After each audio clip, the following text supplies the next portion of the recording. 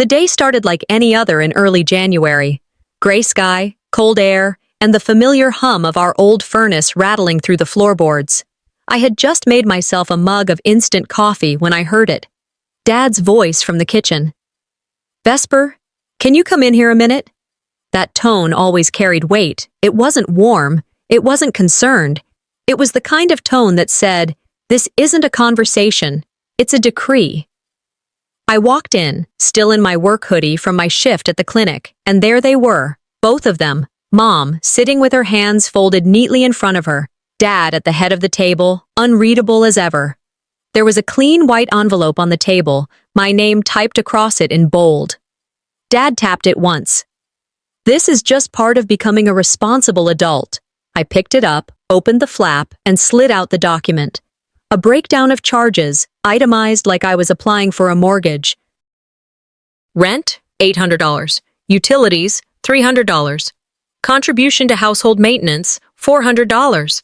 Total monthly obligation, $1,500. Annual expectation, $15,000.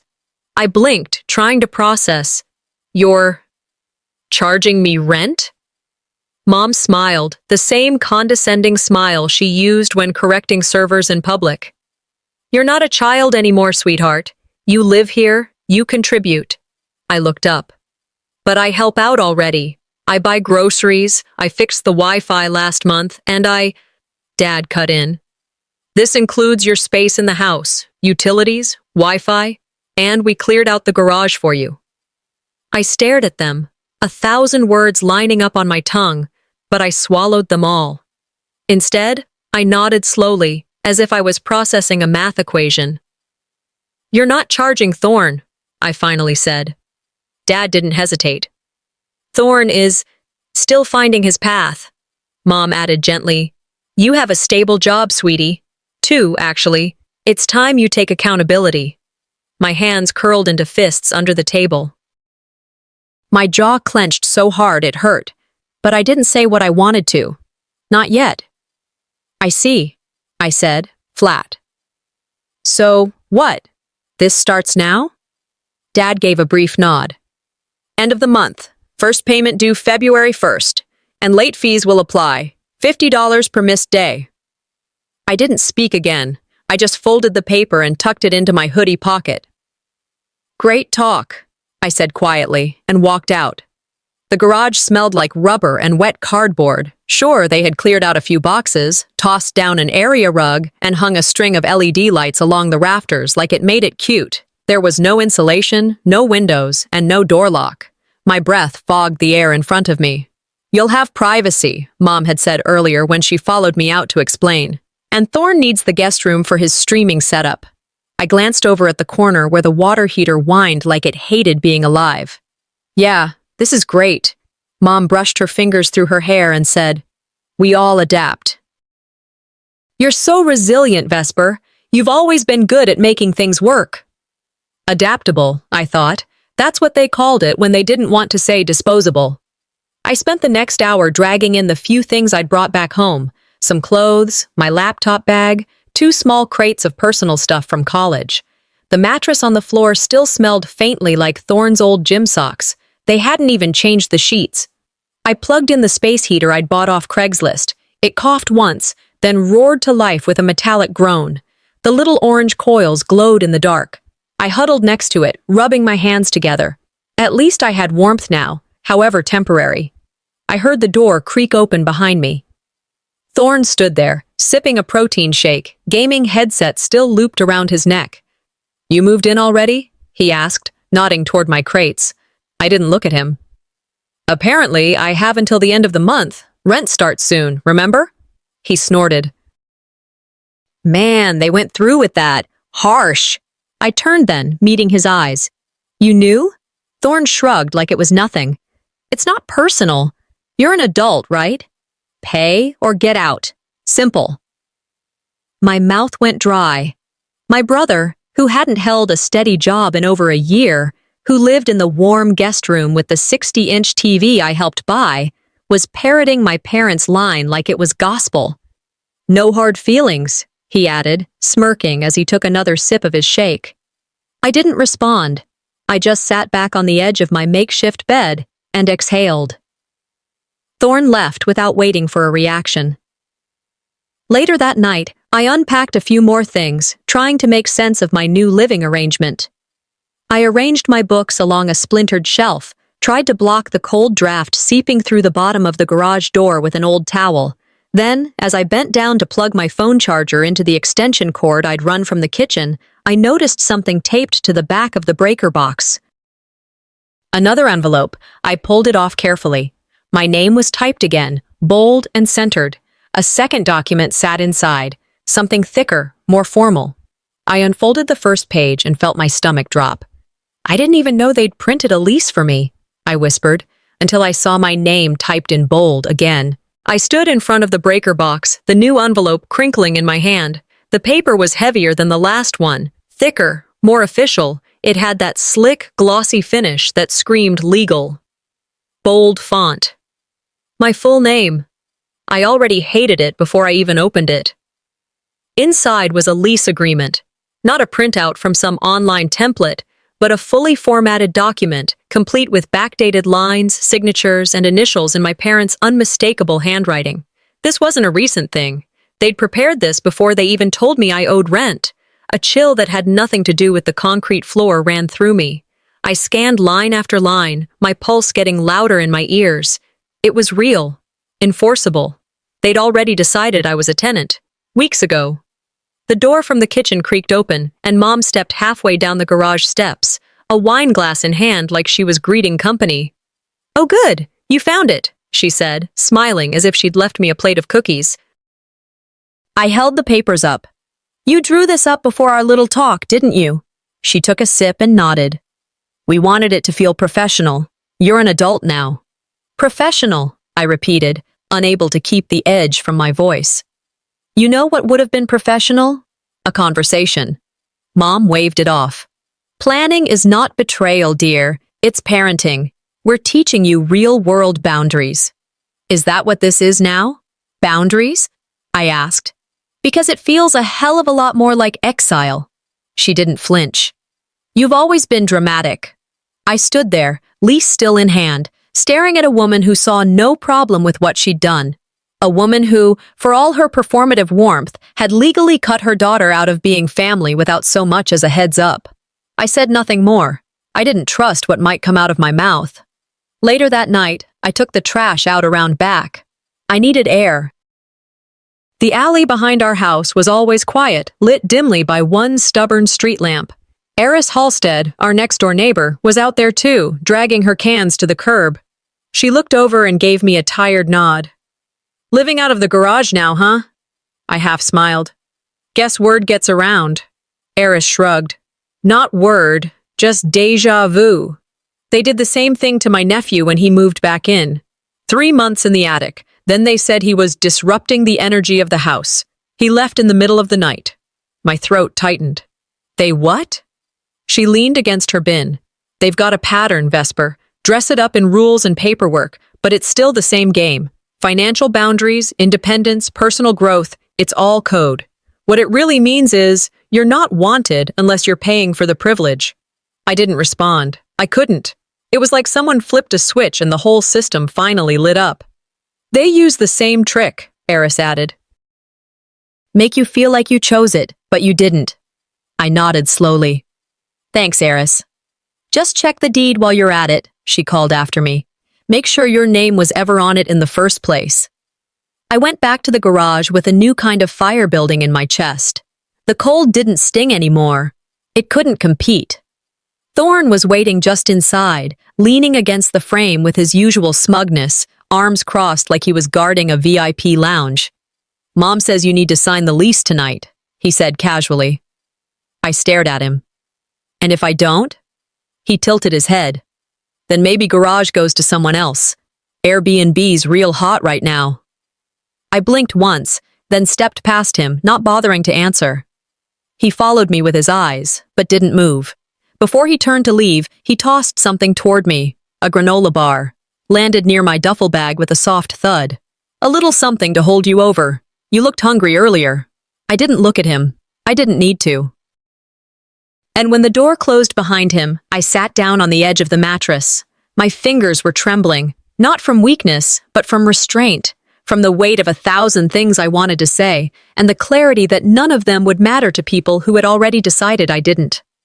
I looked down at the lease in my lap, and then I did something that surprised even me. I reached into my tote bag, past the notebook, the receipts, the half-read paperback, and pulled out a red pen. If they wanted a signature, they'd get one. But they were going to get my version first. The heater buzzed in the corner, barely making a dent against the chill seeping in through the base of the garage door. I sat cross-legged on the floor, a lukewarm cup of coffee in hand, and my laptop balanced on my knees. My breath fogged the screen slightly with each exhale. I had planned to go through some job postings before bed, but the ping from my banking app grabbed my attention. Utility autopay. Again. I opened the transaction history, already suspecting what I'd see. There it was, another $278 charge for electric and internet. I tapped into the breakdown. My name, my account, the full household bill. The thing that caught me was the streaming service, one I didn't even subscribe to. I clicked deeper. Netflix, Hulu, even a charge for something called FlixZone, whatever that was. I'd never even used that account, yet there it sat under my billing profile like a parasite with my face. That was the moment it hit me. This wasn't just about rent. I wasn't just being charged to sleep on a mattress in the cold. I was subsidizing the entire household's entertainment, their heat, their light, their internet, their food deliveries. They hadn't just pushed me into the garage, they'd turned me into their personal ATM. And the worst part? It wasn't even clever. It was lazy. No one had the decency to ask, or the guts to hide it better. I slammed the laptop shut and stood. The anger wasn't new, but the clarity was. It didn't erupt. It crystallized.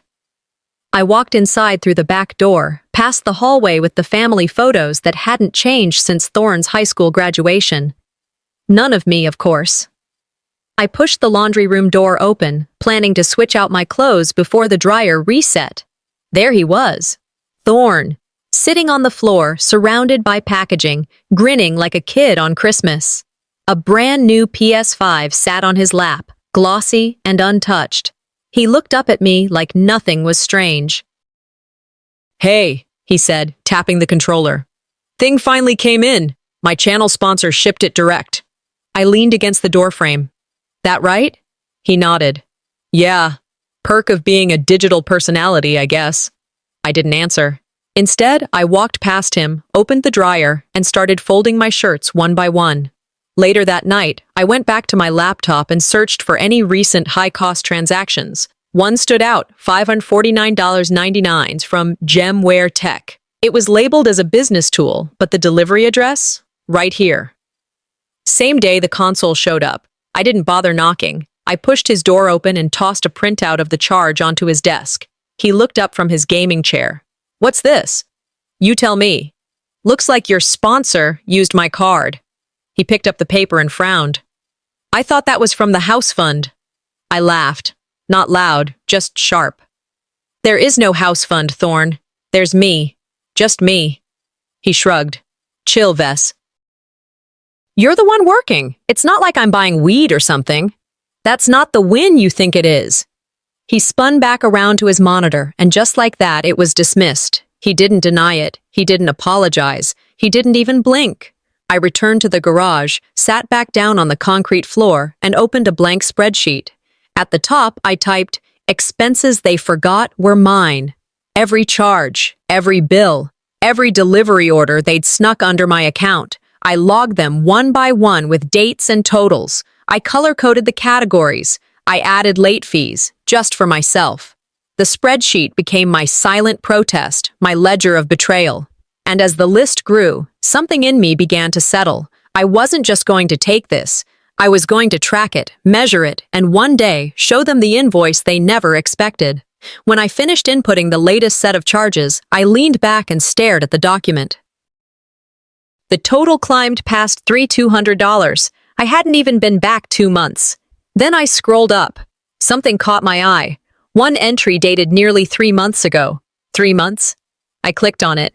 A transaction from the same streaming service that had just billed me. Timestamp 2 weeks before I even moved back in. I whispered it out loud, like saying it made it real. I wasn't even back in the house yet, but they were already using my money. It had been a long day. I'd picked up an extra shift at the clinic to cover the spike in my utility bill, came home to find the garage colder than usual, and just as I was peeling off my coat, I heard Mom's voice calling me from the kitchen. Vesper, when you have a minute. It was never, can we talk? Or, are you free? Always an order disguised as courtesy. I stepped into the kitchen, still in my work scrubs, damp from the rain. Seren was standing at the counter with her favorite ceramic mug and a paper in hand. Dad sat at the table, quietly scrolling through his tablet. He didn't even glance up. I made a new list, she said, sliding it across the counter with the kind of smile she reserved for fake apologies and HOA meetings. I looked at the paper.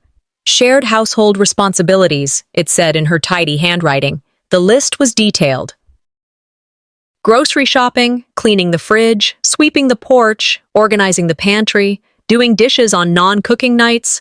Every chore you could think of was assigned to me. There was a column for Thorn. It was blank. I stared at it, then at her. You serious? Her smile held. You're part of this house, Vesper. We all contribute. I folded the paper once, then again, setting it down calmly. And what exactly does Thorn contribute? He has his own responsibilities. He's working on building his platform. Streaming is demanding. I almost laughed. You mean sitting in a climate-controlled room eating Cheetos on camera while people tip him for yelling at video games? Don't be snide, she snapped, the smile finally slipping. You're not being very generous lately. I stepped back, arms crossed. Helping isn't the same as sacrificing. I do more around here than either of you care to admit. We're a family, she said, her voice softening again. Families don't keep score. Funny. You were the one who handed me a printed invoice last month. She didn't have a comeback for that. Just silence. That night, after I finished folding laundry and reheated the sad remains of last night's spaghetti, I opened my phone to a message thread titled Thanksgiving Planning. It was from Thorn, of course. Hey fam, this year we're gonna do it big. Everyone chips in $500 for food, propane, and post-cleaning. Let's not have another thing like last year. Send by Nov 15. Then a laughing emoji. Don't Venmo late this time, Vess. No one in the group replied. 10 minutes later, Mom sent a follow-up. Just let me know if you'll be attending so I can adjust the head count. I stared at the screen. $500 to be a guest in my own family's holiday. After paying rent, after utilities, after cleaning up the same kitchen where no one ever cooked but me. I didn't respond. I didn't ask questions. I simply opened my calendar app and deleted the event. 2 days later, I found a sticky note on my garage door. Need your RSVP for Thanksgiving. Signed with a heart. From Dad, I assumed. I went back inside, printed my own copy of the household responsibilities list, this time with all the chores erased. Under my name, I typed Vesper, opted out. I tacked it to the fridge next to the original and walked away. That was the first time I realized I didn't need to yell to be heard. Boundaries don't have to be loud to exist. The next morning, I came in for coffee. The paper was gone. In its place, on the fridge, was a new sheet of printer paper. My name was no longer listed. Nothing else was either, except for a single word scrawled across the middle in red Sharpie. Ungrateful. I stood there staring at it for a long time, hands around a mug of black coffee I hadn't tasted yet.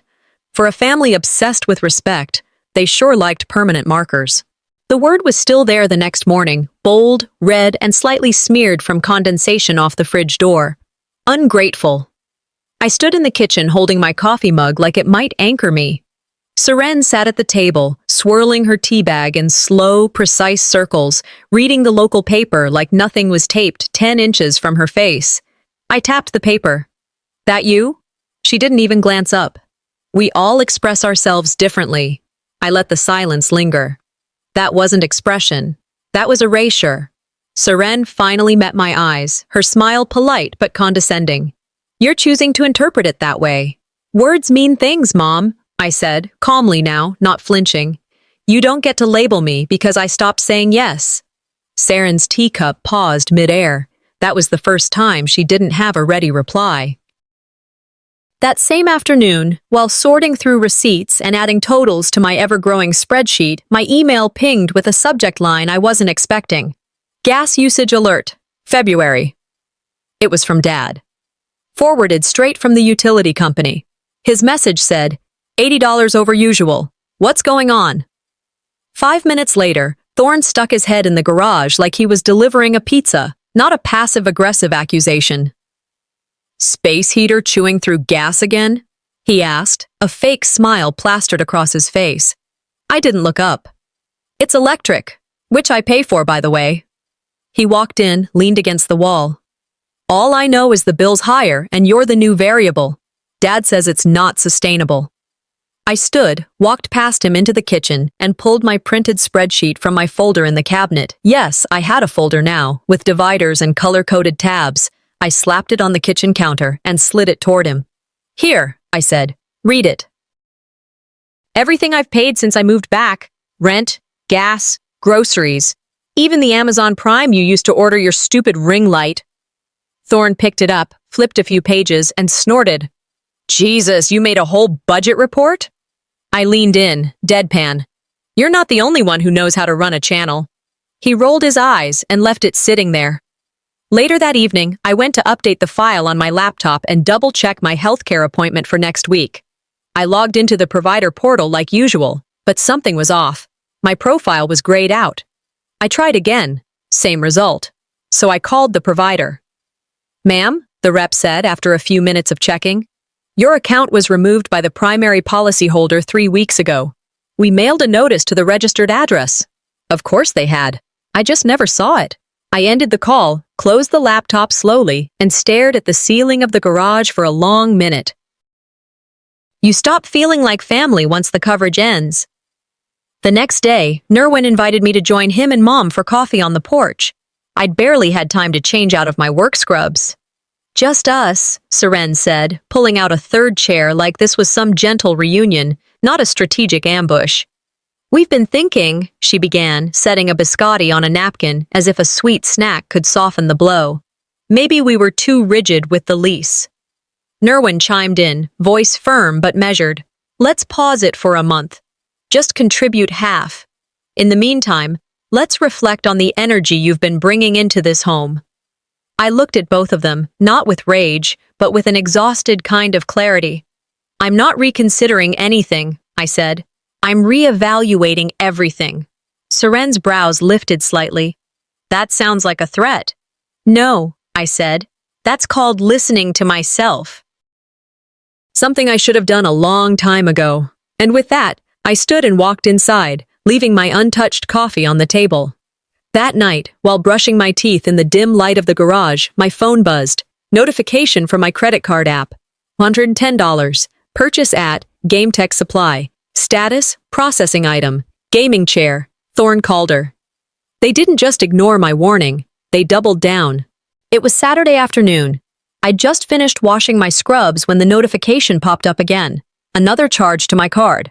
Not groceries, not shared utilities. No, it was a $110 charge from a gaming supply store, and I already knew who it was for. I didn't knock.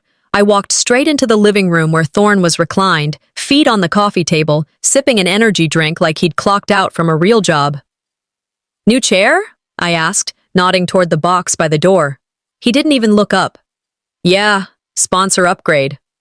I held out my phone. Gem Tech Supply? Charged to my card. Again. He blinked once, then rolled his eyes. Relax. I'll pay you back when the sponsorship clears. I stepped closer. You've said that 6 times. I've logged every one. He let out a dry laugh. You're acting like a landlord. I smiled, sharp and small. Maybe that's what I need to become. He opened his mouth to say something else, but I turned and walked away before he could. Back in the garage, I sat at my makeshift desk, folding table, desk lamp, and a spreadsheet that was starting to look more like a war map. I was done just tracking things. I wanted answers. That's when I decided to tape the expense sheet to the inside of the fridge door, right where everyone could see it. Rent paid, utilities covered, shared expenses with my initials next to every one, and a bold header, household contributions. Vesper only. It wasn't passive-aggressive. It was just honest. Numbers don't lie. People do. Dad found it the next morning. I was in the kitchen boiling eggs when I heard the rip. "You're putting this up now?" he said, waving the shredded paper at me like it was an insult. "No one likes someone who keeps receipts," he added. I stirred the eggs calmly. "Then maybe stop giving me reasons to document." He leaned against the counter. "You know, Vesper, your attitude lately, it's why you're alone." That one hit, but not the way he thought it would. I didn't flinch. I didn't defend. I just finished cooking, plated my breakfast, and said, "My silence used to buy peace. Now I spend it on clarity." He shook his head and left, muttering something about how I used to be softer. Later that day, I got an email. I almost missed it. Subject line looked like junk. Property alert, foreclosure notice filed. My parents' address. I opened it. Mortgage delinquent. Payment missed for 120 days. Legal proceedings pending. The amount overdue. Just over $8,000. It wasn't mine. But the past 3 months of rent and bills I'd covered had probably kept that notice from arriving sooner. So, all of this, my lessons, my forced adulthood, my exile to the garage, it wasn't just about me. I was their human buffer, the daughter turned damage control. I stared at the screen, then at the garage door. A different kind of clarity clicked into place. I grabbed my phone and scrolled through my contacts. Zinnia Lockwood. I hadn't spoken to her since we'd lost touch after undergrad, but I knew she worked in small business law now. I hit call. She answered on the third ring. "Vesper?" "Hey," I said, trying to keep my voice from cracking. "Do you have a minute?" 10 minutes later, I was pacing in the garage with her on speaker. "You want out?" she asked after I explained. "I've helped people file LLCs before." I stopped mid-step. "An LLC?" "Buy the house," she said calmly. "Out from under them. It's not revenge. It's rescue." I sat down on the edge of the cot, heart pounding. What would that even look like? Zinnia's voice was steady. Like you finally owning something they never wanted you to have. That night, I registered a company under the name Iron Nest Holdings LLC. The last thing I did before sleeping was hit submit on the application.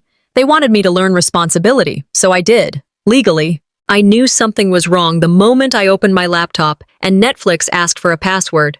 Again. Then it was Amazon Prime, Spotify, even my backup fitness app. Locked out, all of them. Devices changed, passwords reset, emails rerouted. No heads up, no family meeting, just quiet exclusion, surgical in its precision. It was as if the moment I stopped acting like their personal overdraft account, I'd been phased out, digitally erased. They didn't need to shout. The silence was loud enough. Later that day, I heard my phone buzz with a voicemail notification. I didn't check it right away. I already knew it was Seren. She always called when she wanted to control the narrative without being interrupted. I finally listened while sorting laundry on the garage floor. "Vesper," she said, in that syrupy voice reserved for other people's children, "it really feels like you're not even trying to be part of this family anymore. We've all made adjustments. You isolating yourself. It doesn't help anyone." I paused the message. Part of this family. What part exactly? Accountant, maid, or scapegoat? I walked into the kitchen that evening, found her reading again at the table. "You could have just asked," I said. She looked up, blinking slowly. "Asked what?" "About the accounts, the streaming services, the locks. You could have said something." She set her glass down. "You've changed, Vesper. Ever since you got that job again, you act like you're above everyone." I didn't raise my voice. "No, I act like I don't want to be stolen from." Seren scoffed. "You're rewriting the past. That's what this is. You're trying to make yourself a victim." I stared at her, letting the words hang. No rebuttal, no energy wasted. Just a quiet nod and a mental note. Gaslighting only works when you're still seeking warmth. I went back to the garage, updated my spreadsheet. Category: Access revoked. Subheader: Services removed post-LLC filing. The next day, I found Thorne in the kitchen with a ring light and a phone tripod set up near the coffee maker. He was live streaming again, this time on what looked like a casual Instagram live. "Family's complicated," he said to the camera, "but you gotta laugh, like when your sister makes a Google sheet every time someone eats a leftover string cheese." The chat lit up with laughing emojis. "Some people just can't handle accountability," he said with a grin. "But that's okay. We pray for them." I didn't interrupt. I waited until he ended the stream and began unplugging cables. "Accountability," I repeated. He looked over. "It's a joke, Vess. Don't be so sensitive." I stepped forward, lowered my voice. "Let me know when you're ready to find out what that word really means." He smirked, but I saw it, a flicker of uncertainty behind the arrogance. That night, I was in the garage folding a blanket when my phone buzzed. It was from my real estate agent contact. Just a single line. "It's time. That property we discussed is officially foreclosing." I stared at the screen, then looked around the garage. My world had shrunk to this cold room and a laptop full of evidence. But my reach, that was expanding by the hour. If they wanted war, I'd come armed, with documents, not drama. It was just past 9:30 when I checked my credit card activity, something I'd been doing more often than checking my own blood pressure. And there it was, another charge. Sushi delivery. $110. Same restaurant Thorne liked to flex about online. I didn't slam the phone down or scream. I closed the app, put the phone in my pocket, and walked down the hallway with a stillness that felt louder than rage. Thorne was in the kitchen, laughing into his headset, the blue ring light reflecting off the microwave like a mockery. I leaned against the counter and waited for him to finish whatever punchline he was feeding his followers. He didn't even acknowledge me. "Did you order sushi for $110 on my card again?" He kept his eyes on the screen. "You live in this house, you owe us. Chill." That's when I reached around and pulled the modem cord out of the wall. The stream cut immediately. His voice cracked into static, and then silence. He whirled around. "Are you insane? I was live!" I met his eyes. "No, I'm done being quiet." He stormed forward like he was going to grab the modem out of my hand, but he stopped short when he saw my expression. I wasn't angry anymore. I was empty, and that scared him more than shouting ever could. The commotion brought Seren and Nerwin from the living room, both mid-conversation and now full of performative alarm. "What is going on in here?" Seren asked, arms crossed, voice rising. "We don't scream in this house," Nerwin added, like that settled the matter. I turned to face them. "We don't steal from family either, but here we are." I walked to the counter, opened the drawer where I kept a hard copy of my spreadsheet, and laid out the documents one by one like a prosecutor in court. Charges, timestamps, grocery bills, internet, streaming platforms I didn't use, my insurance cancellation notice, and a list of every purchase Thorne had made with my card. Seren's eyes scanned the papers, then flicked up to me. "So you've been compiling a case?" I didn't blink. "No, I've been building a way out." Nerwin scoffed. "You think you're above us because you printed some bills?" I took a step forward. "No, I think I'm finally equal to what you've always demanded of me, without any of the respect that should have come with it." Seren opened her mouth again, but I was already walking out, back into the garage, back into my half-lit world with a heater that never worked right and walls that didn't shut out the cold or the truth. I didn't cry. I packed. But it wasn't frantic. There was no slamming of drawers or tossing of clothes into bags. Every shirt I folded felt like reclaiming a little piece of myself. An hour later, the rain started. A slow, steady tapping on the garage roof that almost sounded like applause. My phone buzzed again, this time from my agent. "Foreclosure listing is officially up. Your LLC is first in line to bid." I smiled. Not wide, not joyful, but real. Before leaving, I stepped into the kitchen one last time, opened the junk drawer, and pulled out a roll of tape. I wrote a note on the back of one of Thorne's discarded fast food receipts and taped it to the fridge door. "Thanks for the lessons. Rent's due on the 1st. Market rate applies." Then I walked out into the rain, tossed my suitcase into the trunk, and drove away without looking back. Except when I heard the door slam open behind me. Thorn was barefoot, shirtless, yelling my name as if the world owed him an explanation for my absence. But I didn't stop. I wasn't running away. I was arriving, just not at the address they expected. The guest room at Zinnia's place was small, clean, and quiet. Too quiet, honestly. Some nights I'd lie there and listen to nothing, just to remember what silence actually sounded like. Not the loaded silence of a dinner table. Not the stiff silence of walking past someone who thinks they own you. Real silence. 1 week had passed since I left. My phone buzzed.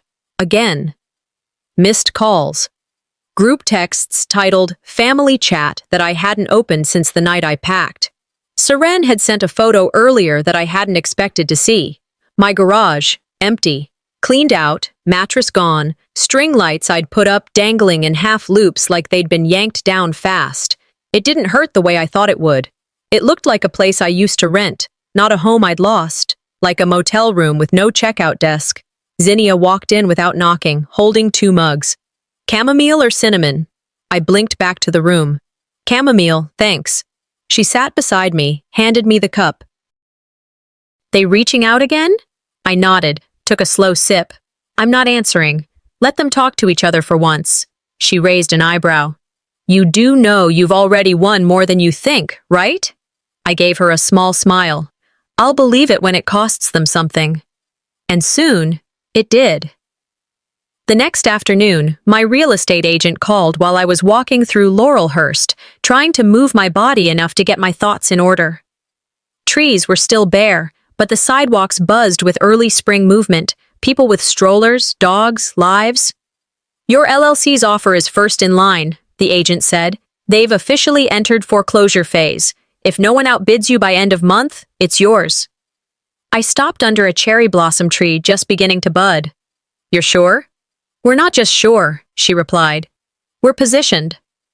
Later that night, I walked past the house. The lights were on. Thorn's glow from 3 monitors lit the upstairs bedroom like a UFO crash site. Through the blinds, I could see Seren in the kitchen, pulling something from the oven. Nerwin at the table, drinking from a glass of wine like it was any other evening. They didn't know. They didn't know that the home they were standing in was already on a path to changing hands. That I was holding the deed's future in my hands. Quietly, legally, completely. They don't know it's crumbling under them, I whispered to myself, and kept walking. 3 days later, it arrived. A letter marked, to Ashford Residence. 1 simple sheet. Notification of impending title transfer. Pending auction unless debts were satisfied within 14 business days. Seren found it first. She stood in the doorway, gripping it so tightly the paper wrinkled in her hand. Nervin walked over and took it, eyes scanning quickly. Then again, slower. Thorn came down the stairs, earbuds in, confused by the sudden stillness. What? He asked, grabbing the page. No way. This is some clerical mistake. Nerwin tried calling the mortgage bank. No answer. Then the real estate office. Disconnected. Then he called Zinnia. She answered on speaker, calm as ever. Ashford household? This is Nerwin Ashford, he said quickly. We just received... I know what you received, she interrupted. You'll need to speak to the property owner. Which is? She paused for effect. Iron Nest Holdings. The line went dead. I was sitting at Zinnia's kitchen table when my phone buzzed with a text. Thorn. Was it you? Tell me you didn't actually buy the house. I stared at the screen for a long minute. Not because I didn't know what to say, but because I wanted to enjoy how it felt having the answer. Then I typed slowly, deliberately. I didn't. My LLC did. Send. They taught me business. I learned ownership. The envelope was thicker than I expected. It arrived in a small, unassuming package, courier delivered, just like Zinnia had suggested. I opened it carefully, spread the documents across the dining table in her apartment, and ran my fingertips over the embossed header. Iron Nest Holdings, LLC. I owned the house now. Officially, Zinnia called 15 minutes later. You want to file for eviction? she asked, her tone casual, like she was asking about lunch plans. I leaned back in the chair, staring at the signature page. Not yet, I said. Let them stew. Educate, not evacuate? I smiled. Exactly. The next morning, I wrote the letter myself. Not a legal notice, just a simple document. Courteous, professional, and laced with a level of formality that only someone deeply familiar with passive aggression would recognize. Subject: Iron Nest Holdings, LLC, Market Rate Agreement. The body of the letter explained the new terms for remaining in the residence. Rent was now due on the first of each month. Payment structure, service expectations, and late fees were outlined clearly, in bold, just like the lease they'd once handed me over a dinner plate of lukewarm chicken. I dropped it in the mail myself. Meanwhile, back at the Ashford house, the mood was different. They got it on a Thursday. Nerwin was the first to open it. He read the letter 3 times before sliding it across the table to Saren. "This isn't real," he muttered. She would, Saren interrupted, her voice thin. "She's vindictive like her aunt." Thorne walked in with a bowl of cereal, read the headline, and shrugged. "She's bluffing. She's not going to evict her own family." Saren paced. "This isn't just legal. This is personal. She's doing this to humiliate us." Then came the second delivery, digital this time. Zinnia had sent them a secure file, Vespers Receipts Archive, pages upon pages, household expenses, interest calculations, late payment annotations, utility breakdowns, food logs, streaming subscriptions. Every petty thing they'd dismissed as paranoia was now itemized. At the bottom of the summary was a single line. "You taught me what late fees mean. I'm just applying the lesson." Silence. Nervin tried calling me the next day. I let it ring. Then Seren, twice. I didn't pick up. Didn't need to. I had nothing left to say. They had taught me that silence meant disrespect. Now, it billed them monthly. 3 days later, a process server knocked on their door. I wasn't there to see it, but I imagined the scene easily. Seren crying on the steps. Nerwin flipping through the paperwork, glasses on the tip of his nose, trying to find a loophole.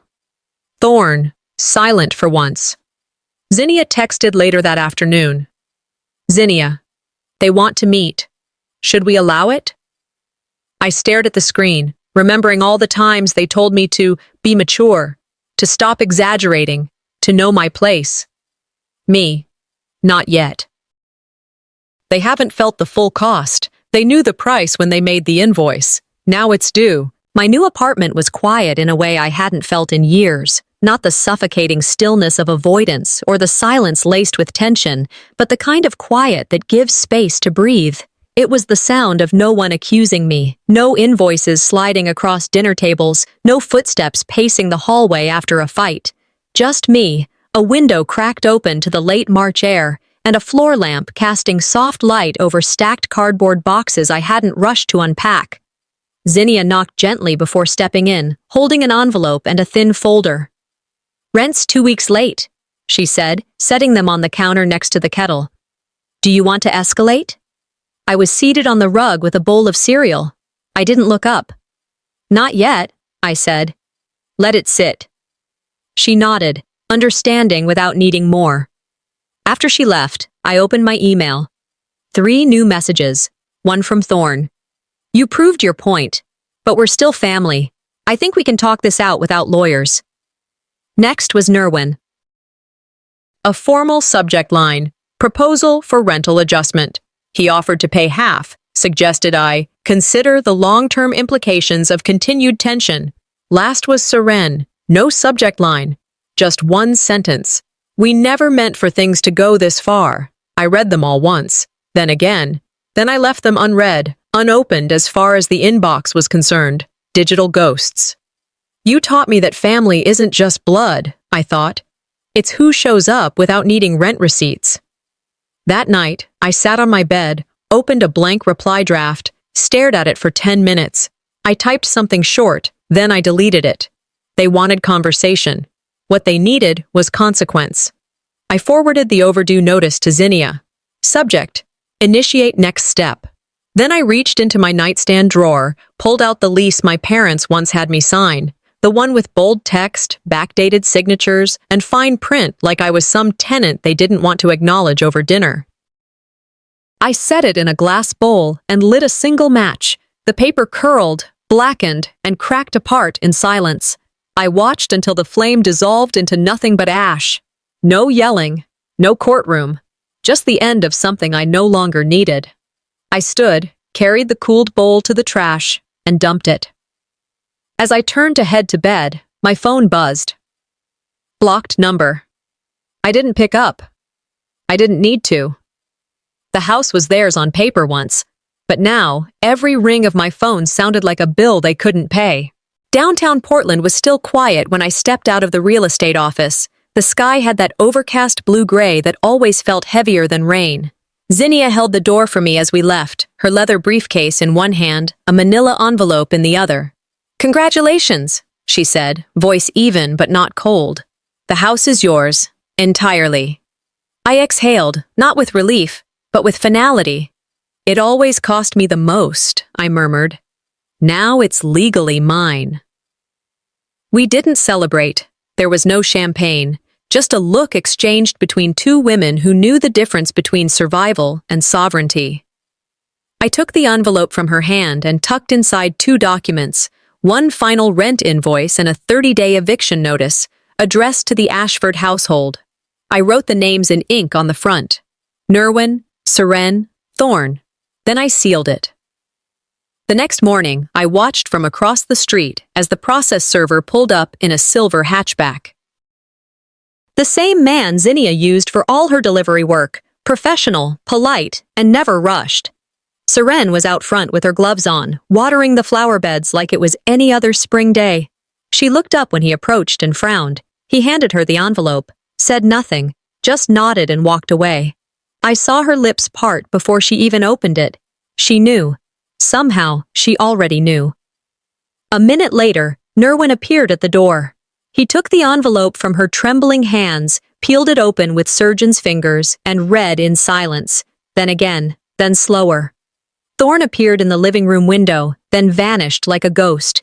Back door creaked, slammed, gone. I didn't need to be there to feel it. I knew the sounds. I'd lived them. Just before the server left, he dropped a second envelope in the mailbox. Inside was the final version of the spreadsheet, reimbursement ledger, annotated, dated, and signed by Iron Nest Holdings, LLC.